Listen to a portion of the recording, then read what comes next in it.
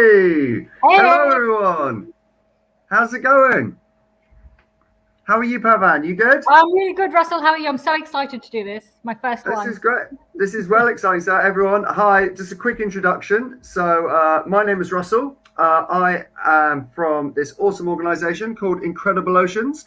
And we're working here with FuseSchools to do a quick live stream all about ocean plastic, which is pretty exciting. Yay. Um, this, this is Pavan. Pavan, tell us all about yourself. I am, as you said, my name's Pavan. I'm a marine biologist. I love these guys, dolphins everywhere, as you can see. That's my thing. And I am also working with Incredible Oceans, although I still need a t-shirt, Russell. Need to sort that out. So I'll get you a t-shirt. No problem. No problem. And I'm really looking forward to this, my first live stream. So hopefully everybody's going to be nice to me because I'm feeling a little bit nervous. Oh, you'll be fine. You'll be fine. Yeah. So if you've got like I said before, all this live stream is all about ocean plastic. So if you've got any questions about ocean plastic, we'll answer them throughout. We've got a couple little videos, and me and Pavan will be chatting about it. But pop the questions in the comments, and we're going to do a Q&A at the end, which is really cool. So yeah, what we're going to try and do, because I understand that ocean plastic can be quite doom and gloom. It can be a bit like, oh God, what do I do about it? It's such a big issue. How do I go about dealing with it? So we're gonna start off talking about the problem, like what ocean plastic is, what causes it. We're gonna go a bit sad. We're gonna see like what is it doing to sea creatures. So we're gonna be talking about blue whales, which would be pretty cool. And then we're going to talk about some potential solutions of what we can all do about it. So hopefully it's going to be super positive.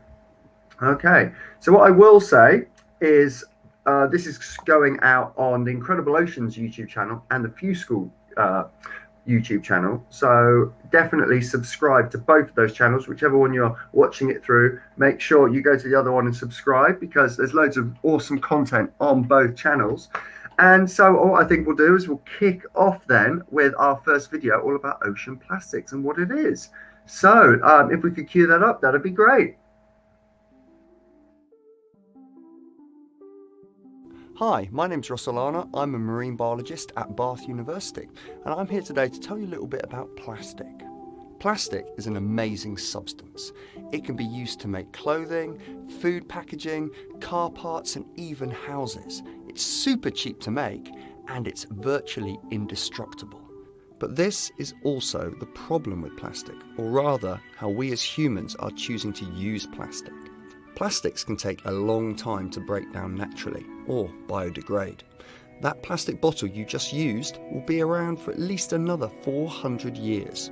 So if Shakespeare had a water bottle, we would still be able to use it today. And that styrofoam chip container you just ate out of will hang around for as long as the pyramids have already been here. In fact, almost every piece of plastic we've ever made is still here with us somewhere.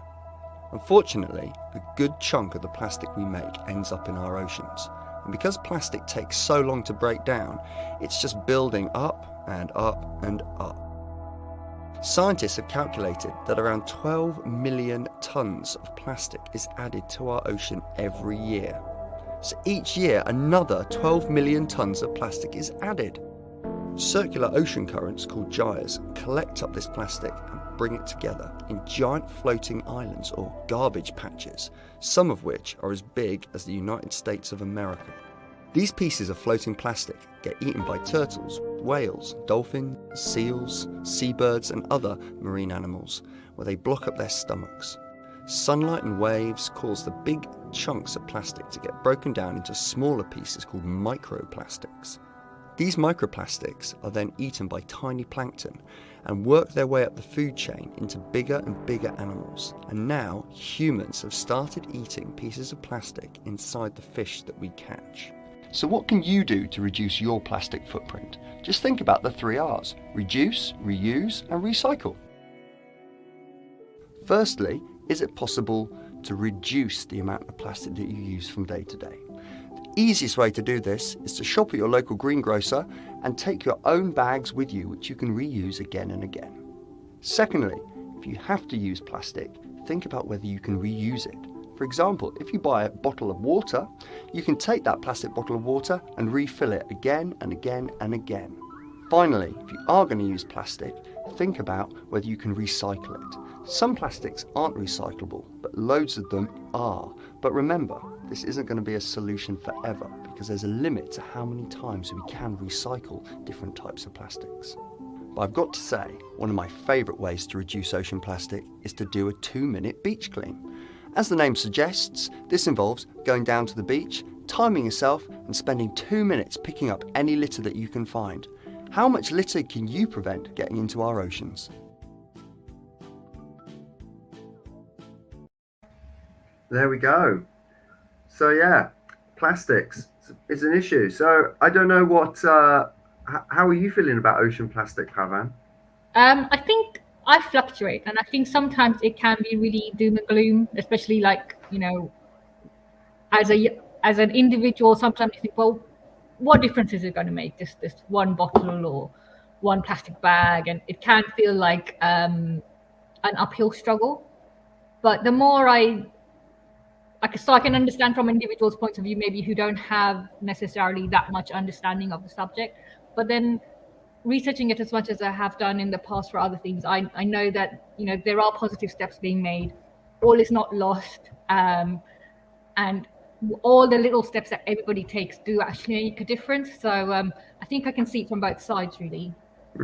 Yeah, definitely. I think that's the important thing, is to stay positive. I mean, one of the things that I get quite angry about is the idea of our carbon footprint. That was originally invented by BP, the oil company, as a way of shifting the responsibility onto us as consumers instead of them as producers.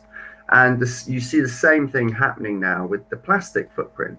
So instead of it being up to the up to the producers and supermarkets and Coca-Cola and these other big organizations who are making loads of plastic, instead of it being a problem, like their problem, they're like, well, guys, you bought it, naughty, you should slap yourselves on the wrist for buying that plastic, really, shouldn't you?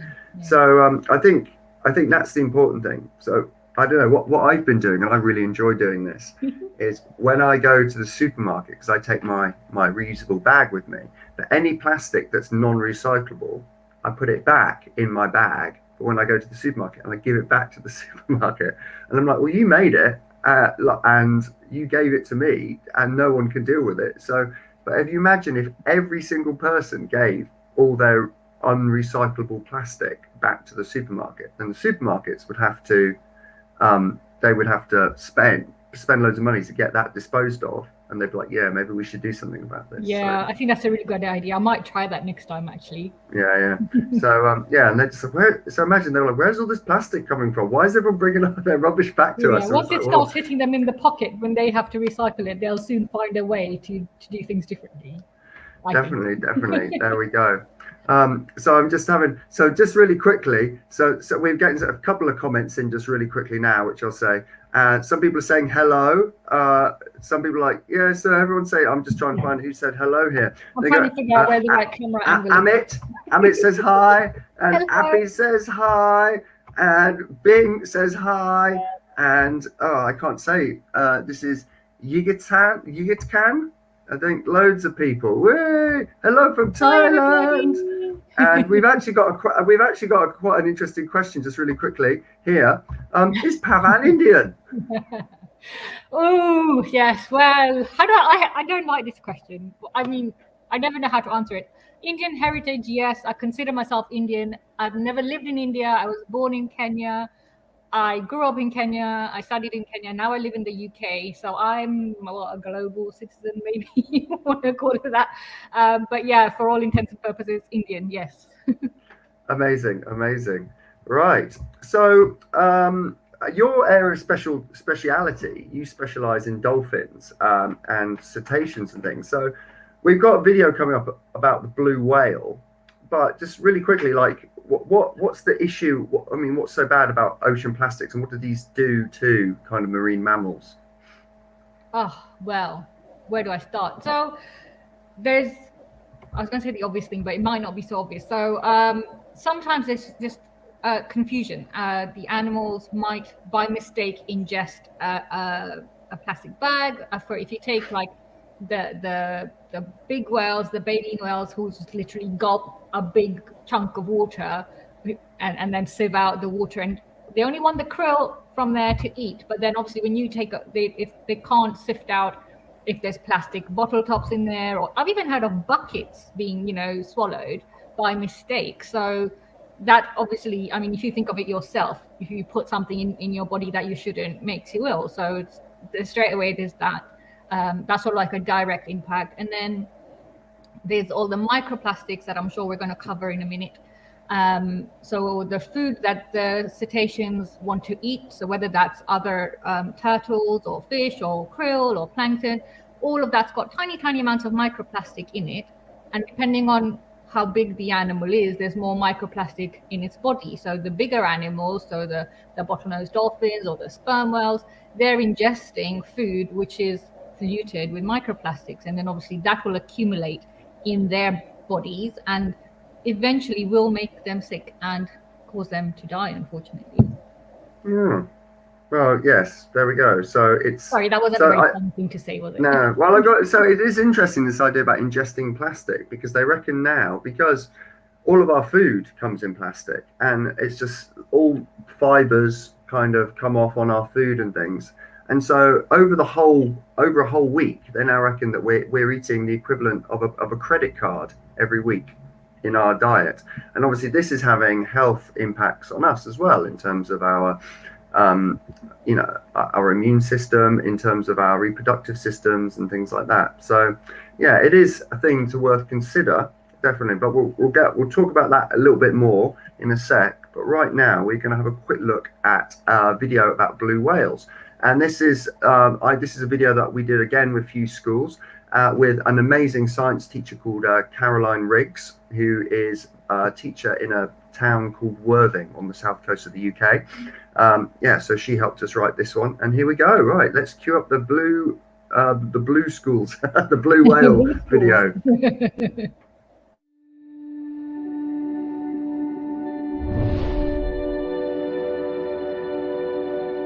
Everybody knows a dinosaur nerd. That one person that just won't stop quoting dino facts. Did you know the Wakachakalacosaurus is the biggest animal ever, blah, blah, blah. Well, you can tell them they're wrong, because the largest animal that has ever lived on Earth lives right now. Weighing in at over 200 tons, the blue whale is the largest creature the world has ever known. Just the tongue weighs as much as an elephant, and it's big enough for an entire football team to stand on. I can't even imagine having a 2-ton tongue. That really is a tongue twister. To give you another idea of how big they are, put your hand into a fist and place it just to the left centre of your chest. That's roughly how big your heart is and roughly where it is. But a blue whale's heart is as big as a car, and its veins and arteries are so big that you'd be able to crawl along them. And weirdly enough, despite being the largest animal on Earth, they feed on some of the smallest creatures in our ocean, plankton. More specifically, blue whales feast on a type of zooplankton called krill. These are tiny shrimp-like creatures that swarm together in vast numbers. Blue whales can eat up to 4 tons of this a day. They find it krillicious. Just how we hate getting a mouthful of seawater when we go swimming, whales would rather not swallow gallons of seawater. So how do they swallow the krill without getting a belly full of water? When a blue whale finds a swarm of krill, it opens its giant mouth and engulfs the entire swarm. It has a pleated throat that can stretch out to allow the whale to hold all the krill in its mouth. But instead of teeth, blue whales have curtains of baleen. Now, this baleen is made of keratin, which is the same substance our hair and our fingernails are made from. It acts like a bristly filter, so when the blue whale pushes its giant tongue up against the roof of the mouth, all of the seawater squirts out from between the baleen and traps the krill inside, which can then be swallowed. It's kind of like if you were eating breakfast cereal and you used your tongue to squirt all the milk out from between your teeth, keeping the cereal in your mouth. Despite having the biggest tongues on Earth, blue whales have a surprisingly small throat and can't swallow anything larger than a beach ball. So no need to worry about getting swallowed like Jonah or Pinocchio. Unfortunately, there are plenty of plastic items that we put in the ocean that are smaller than a beach ball. Whales swallow these and piles of plastic get stuck in their digestive systems. But these tiny pieces of plastic, called microplastics, also found in the krill that the whale eats. If you think about the sheer volume of krill that's eaten, it's easy to imagine how a blue whale ends up consuming more and more and more plastic. We call this process bioaccumulation, as the plastic accumulates or builds up inside the whale. Toxins in plastic then get stored in the whale's fatty blubber. Over time, the whale breaks these down to release the fat stores for energy, but in doing so releases the toxins into its bloodstream. So you can see why it's really important that everyone does their part to stop plastics going into our ocean.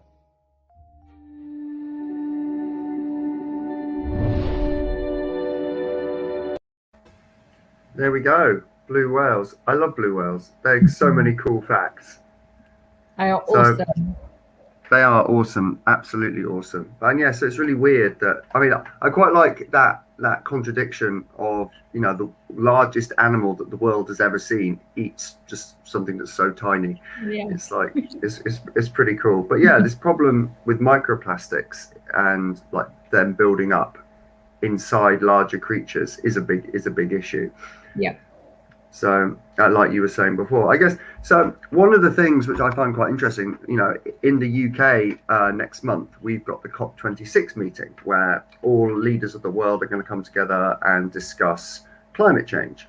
And I find it really interesting that even though the ocean is a really, like, regulates our global climate and is a carbon sink and a heat sink, it's not really talked about in terms of its, you know, and what it does to our climate. All the conversation tends to be about plastic. Mm-hmm. So it's quite an interesting link when you look at fossil fuels, and the fossil fuel companies obviously have a vested interest in keeping plastic producers going because they sell the oil to the plastic companies. So that's kind of one aspect. The second aspect is a really interesting piece of research that came out last year that shows that these tiny microplastics continue to break down smaller and smaller. They become nanoplastics. And those nanoplastics stick to the outside of phytoplankton cells. Now, phytoplankton cells are tiny plants that float around and drift around the ocean, and they're responsible for about 80% of the oxygen that we breathe. And they're great at taking that carbon dioxide out of the atmosphere, turning it into sugars growing, but then when they die, they take that carbon down into the deep ocean and turn it into sediments and things. The problem is they've found in this piece of research that these nanoplastic particles stick to the outside of phytoplankton cells, and they reduce the amount of chlorophyll inside them. So, chlorophyll is the pigment that gives them a green color and helps them take the sun's energy and convert that into, you know, via photosynthesis. It reduces the amount of chlorophyll inside them by about 50%. So inadvertently, us putting all this plastic out into the ocean is actually reducing our ocean's ability to take carbon out of the atmosphere as well. That's really interesting. I didn't know that.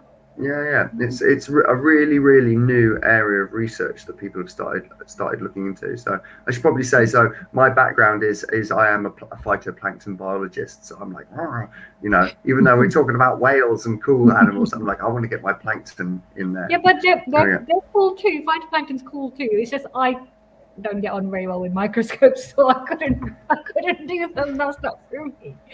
But I think it's actually quite an interesting piece of research, because if you think about it, at the moment there's a big spotlight on blue carbon and oceans being, you know, the next place where, you know, that are going to help us clean up our atmosphere and everything. And then for this to come up and just support the whole plastics and microplastics argument of, you know, making sure that we're trying to do things so that we're reducing our impact, because we suddenly discovered that the oceans can help us heal, and then we're like, actually they can't, because we're polluting that as well.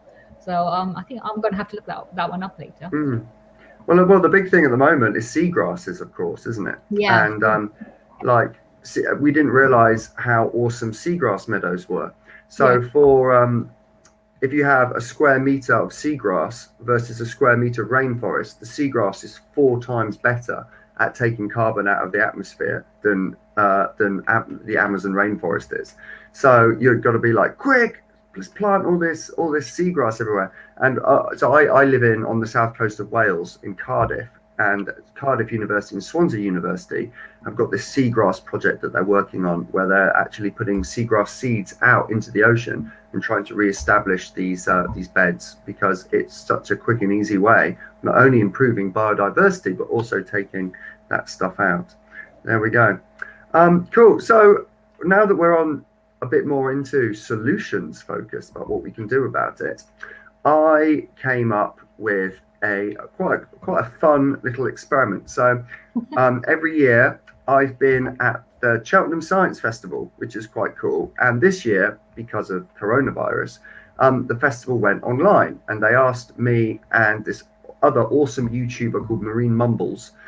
They asked me and her to do an experiment, a classroom experiment, all about ocean plastic. And the idea is we've got a worksheet and we've got a video, and you can work through it. But it's also got a really fun experiment that you can do at home. So so basically, if you just Google like Cheltenham Science Festival Sea of Plastic or something, it should come up. But this is the clip of me doing like a fun experiment, which you can do at home, and hopefully you will be able to be like, oh, okay, that's pretty cool. It's a potential solution. So if we could cue that video, that'd be great. Thank you. Hello. So from part 1, you've probably seen how long it can take some of these plastics to biodegrade or to break down. But one of the worst plastics is styrofoam. Now this is styrofoam. It's made from lots and lots of tiny little foamy balls all stuck together, and we use it for packaging to protect things. So you might have seen it from things like this that come with like TVs or computers to protect them as they're being shipped.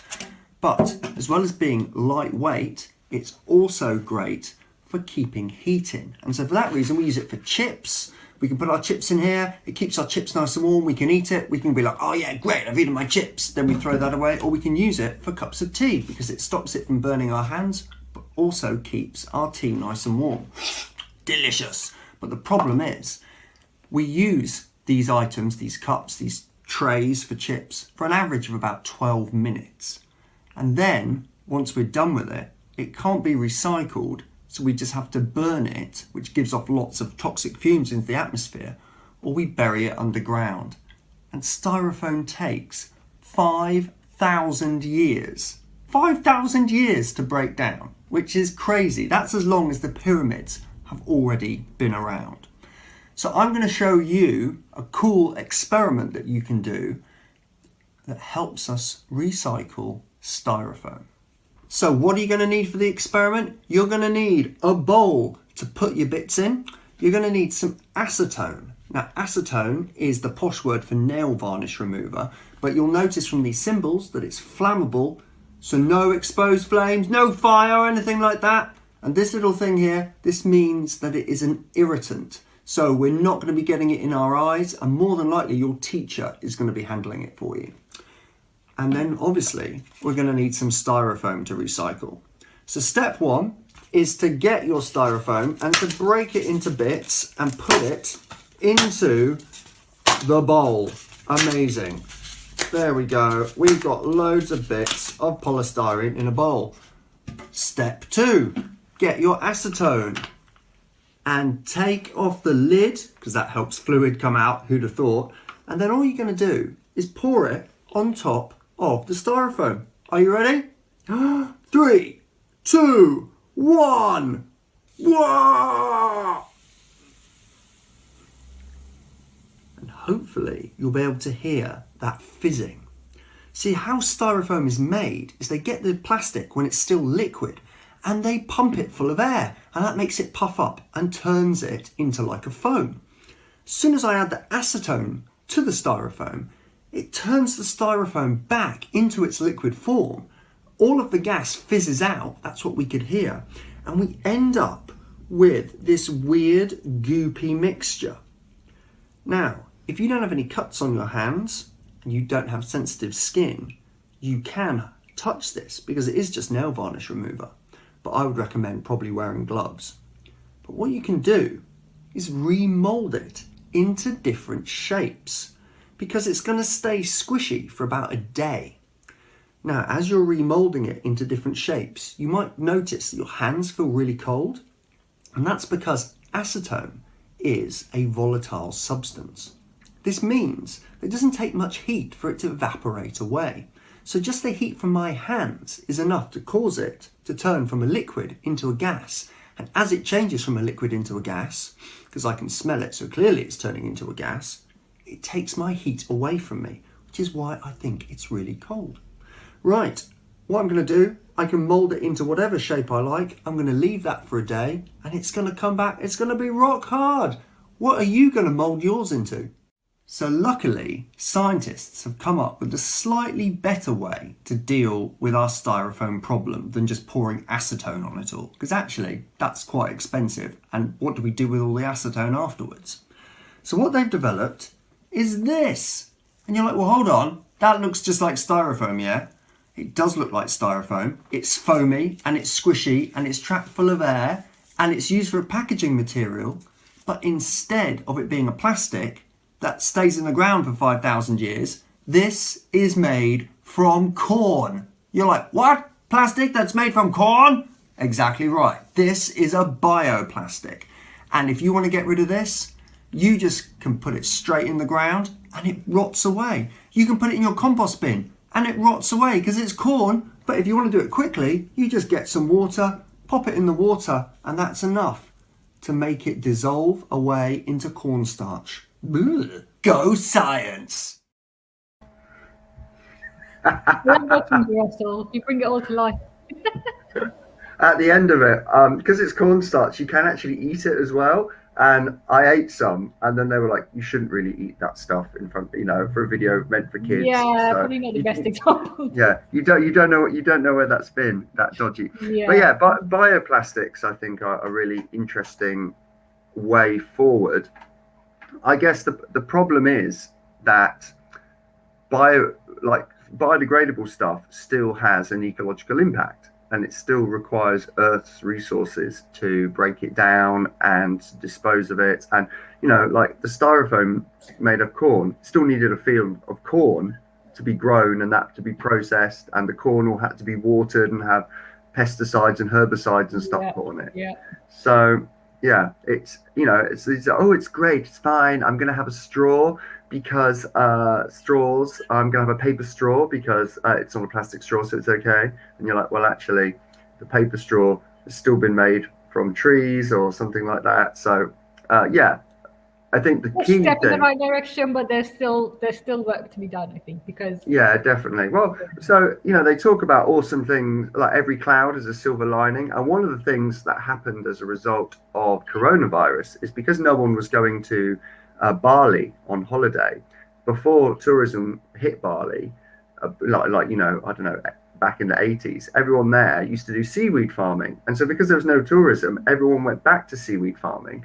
And a company from Singapore has developed a way of making bioplastics from seaweed, which is carbon negative, because as the seaweed grows, it obviously takes the carbon really quickly out of the atmosphere. So all the people who were like, oh, great. So they just started farming more and more seaweed while there was no tourists, and paved the way for this Singapore startup company to get their bioplastics out there. So that was pretty cool. That's really cool. I like that story. Yeah, so so it is. I think there are some positive things, and we're learning. We learn from our mistakes, and we're working forward. So that's what we need. So yeah, I'm going to stop waffling and see if you guys have got any questions. We've got a couple of comments here, but if you've got any questions about plastics for either of us, or whales and dolphins for Pavan, or if you've got any nerdy questions about plankton or that experiment or anything for me, then do pop them in here. Otherwise, we'll just show off what people have said. I like so Sasha Lee has been commenting. She's like has said, I think some countries include a deposit in the price of packaging to encourage customers to bring their plastic packaging back. This is true. So I know it happens a lot in Scandinavian countries, and it's great fun because, again, when you go to the supermarket, you take your bottles and cans with you, and there's this machine that you feed it into them. It goes, and it like crushes them up, and then at the end you get a little token, and you can either spend that money in store or you can donate it to a charity like the Red Cross or something like that. So yeah, deposit return schemes are a fantastic way of showing people that this isn't waste, but it has value to it, and encouraging companies to do things like take the bottles back and stuff. So oh, here we go. So this is from the Owl Academy Homeschool. What are some potential technologies that can help us combat ocean plastic? Oh, that's an interesting one. So there was a lot of talk about this thing called the Ocean Cleanup Project, and it was, do you remember that? Yeah. And there's a teenager called Bojan Slat who's over in the Netherlands, and he came up with this idea of having a big like barrier in the ocean that as the currents took the plastic, it would trap it, and then they'd go down, and it would go into some kind of holding area. Then a boat would come out and take it back to land to recycle it. It's a really, really nice idea. But I guess the problem is with that, it's a little bit like your bathtub is overflowing all over the floor. Obviously, the first thing you should do is turn the tap off, but instead of grabbing a mop and cleaning it up while it's still pouring over. So if we focus, we kind of need to stop the plastic going into the sea in the first place instead, before we start clearing up the existing plastic, because there's not really much point in having a thing that cleans it when it's just going to get dirty again instantly, if that makes sense. So the big thing is, like, countries like the UK and the USA, who produce a lot of waste, should deal with their waste instead of shipping it to other countries for it to be recycled, where actually it's not recycled, it's just dumped in the ocean and places like that. There also needs to be, I think, it's very easy as well for countries where, like the UK and the US, where we've got access to drinking water just from a tap. Because in a lot of countries, you have to drink the water from plastic bottles. Otherwise, I grew up in the United Arab Emirates, and we weren't able to drink. We were told, you shouldn't drink the tap water there because it gives you kidney stones, because it all comes from desalination plants. Yeah. So, so I think, that would be a great way if it's one of the United Nations Sustainable Development Goals to ensure that everyone has access to clean drinking water by 2030. If everyone did that, then we wouldn't need to have plastic drinking water anymore. So that's it's quite a simple solution. In terms of rolling it out, we don't need any special technology or anything like that, but there we go. Cool. What other questions have we got? Let's have a look. We've got some people saying hi. Hi Swathi. Hi Manasavi. Let's have a look. Let's have a look. Some people really like the experiment. I'm glad they enjoyed the experiment. That was pretty cool. I enjoyed that. So Bing has asked, how can we make them, I'm guessing means our companies, more responsible for their waste? And this comes down, I think, to us as individuals. This is the best thing that we can do, I think, is to put pressure on governments to put legislation in place that makes companies be responsible for their waste. And this is writing to government, writing to representatives, writing to parliament and things, and being like, oi mate, it's not okay for these companies to keep on producing all this plastic that's not recycled. And I guess to a degree, we also, look, someone's in the background. Yeah, my kids have just come home, guys, so it's okay. We just got home from school, so. They just got home from school. Yeah. Oh, awesome. Hence the headphones have got on. So. Okay, so we won't keep you too long as your kids are home. So this is a good question. I like this one. So I remember scientists thought you could find an enzyme to break down plastic in the oceans. Is this made up story or is it true? So I have seen funguses that you can feed plastic and they slowly break it down. I guess one of the problems is that this plastic is going to be broken down into something and it's what is that plastic going to be broken down into. And given the quantity of the plastic that we've currently got in the ocean, we don't want to pour this enzyme all over the ocean and then have it do something else to the ocean that might potentially be worse. So obviously there's a big area of research trying to break down plastic, and you know, we are getting into the world of bioplastics and whether they're greenwashing or not. But yeah, in terms of it being an enzyme, I mean, I think it's definitely possible, but we need to be quite careful how we use it and make sure the things it's broken down into themselves aren't toxic, because, you know, within plastics, you've got lots of chemicals, haven't you? So there we go. I can't see any other questions on there. So there was one on there. I think it might have been Sasha as well. She was asking, or somebody was asking, if they take the plastic back when you've gone to the supermarket.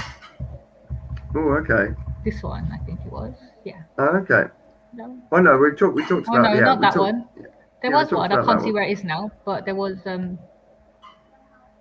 I'll see if I can find it while you carry on talking. Okay, no worries. I'll keep waffling. So one thing I will say, we've got some.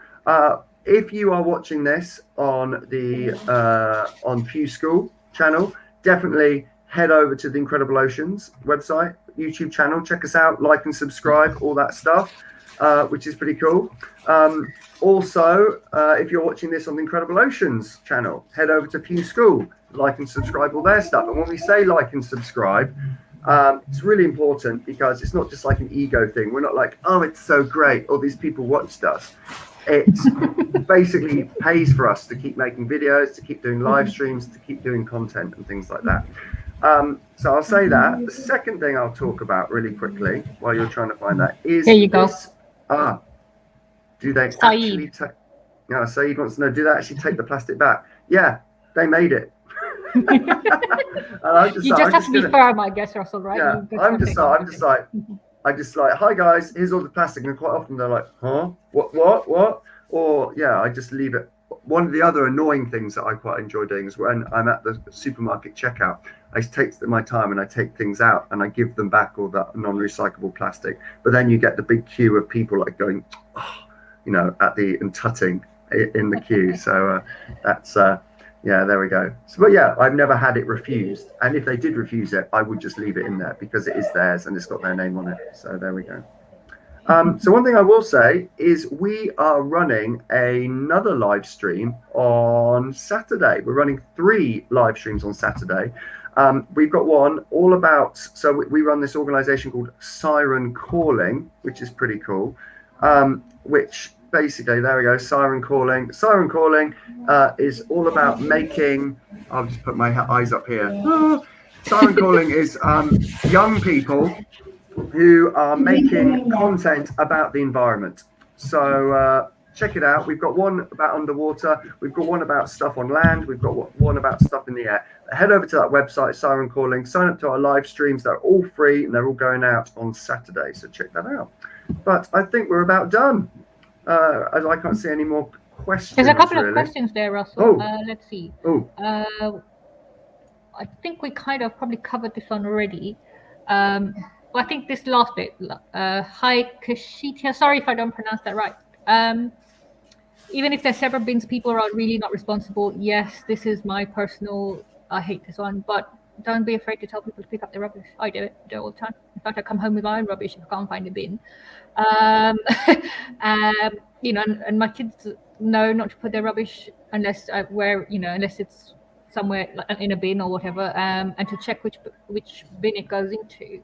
So I think, you know, you don't have to be rude, but just politely ask them to put it in the bin and it should be fine. Cool. And in terms of like trying to get, I guess people to make sure they do recycle and they put plastics in the right bins and stuff like that. I think, so one way that I've noticed that, so I live in Cardiff, and the one way the Welsh government does it is they do a recycling collection every week, but they only pick up your general waste every 2 weeks. So if you produce too much waste, you end up with these giant bin bags of rubbish everywhere. So it's better it's like incentivizes you to recycle, because then you get rid of your household waste quicker, which I thought was quite nice. And I know in Canada they charge you for per general waste bag that gets taken away, but they don't charge you for recycling. So at the same time, it incentivizes you to be like, okay, I'm gonna get rid of that. There we go. Cool. There is a question which is about dolphins, which I think is really good. I'm conscious that this is about ocean plastics. I don't want to get too far off that. Do you want to? Shall we? Because this has been all over the internet recently. It's very current. So, isn't it? there you go. So do you want very quickly? Yeah, go on then. I don't understand them. I don't understand why it has to happen. They've been doing it for years. In fact, they've had another one since this one hit the news. They've had another one in the last couple of days, and I think that was pilot whales this time. And I think that was only yesterday, day before yesterday, something like that. Whilst I can sympathize with the cultural significance of why, back in the day, this used to be their heritage, that's fine, I get it. But I think in this day and age, I just don't understand it. I can't justify it. It makes me sad. It makes me annoyed. And I think if the argument is that, it's our heritage and it's our connection to our heritage, etc., then for me personally, I would, again, this is my own views. For me personally, I would think, well, okay, maybe if you have to, you get the Inuits do it, and they take one animal per village or something like that, and there's no waste out of from that. They use every single part of that animal. So maybe something like that, so they can keep their culture alive, but they're not massacring thousands of dolphins for for anything. That's my take on it. So ideally, don't do it at all, but if you have to, I would say maybe that. So I'm gonna try and be devil's advocate here, because I find it really interesting, because when I first saw it, I was really horrified, and I started looking into it. And again, like, you think about it in terms of culture, I guess one of the ideas is that I feel like if you're a person that eats meat, then you can't really criticize them, because I feel like in our society, it's okay for us to treat animals like that because it's in an abattoir and it's behind closed doors. And because this is out in the open for everyone to see, it's more shocking. Whereas if, we would slaughtering cows, pigs, sheep in broad daylight, then people would be up in arms about that again. But it's like this out of sight, out of mind. I mean, Paul McCartney said if abattoirs had glass walls, then everyone would be vegetarian. So I think that's that. And then the other aspect is like, all whales and dolphins are so intelligent, blah, blah. Well, pigs are really intelligent. So I feel like, I feel like we feel uncomfortable about it, but I feel like we should turn the mirror around on ourselves and look at aspects of our own culture and the way that we treat animals within our own society before we start pointing the finger at other people, because at the moment we don't have the higher ground, moral ground to stand on. Yeah, I see where you're coming from. It's not a clear-cut answer. No. There we go. Right. Anyway. On that happy note. On that happy note, like and subscribe, guys. Thank you so much. We also like to say thank you. So Maria is one of the FuseSchool team members who has been keeping the channel going all through coronavirus, and this is her last live stream. So bye, Maria. Thank you for all of your amazing behind the scenes help. Round of applause. And we will hopefully stay in touch with you. And in the meantime, we will be working with the other FuseSchool crew to keep on doing these live streams. We'll try and do one every month, And yeah, let us know in the comments if there's anything you'd like us to be talking about or like us to focus on, or anything you'd like us to be making videos about, because we do this for you guys, and it'd be really great to work with you to develop the videos that you guys want to see. Definitely. Brilliant. Okay, I'm going to wave goodbye. Well done, Pavan. Bye. You've Thank done you a for live having me stream. there. You did a live stream. Yeah. Right. Thanks, Cheers, everyone. guys.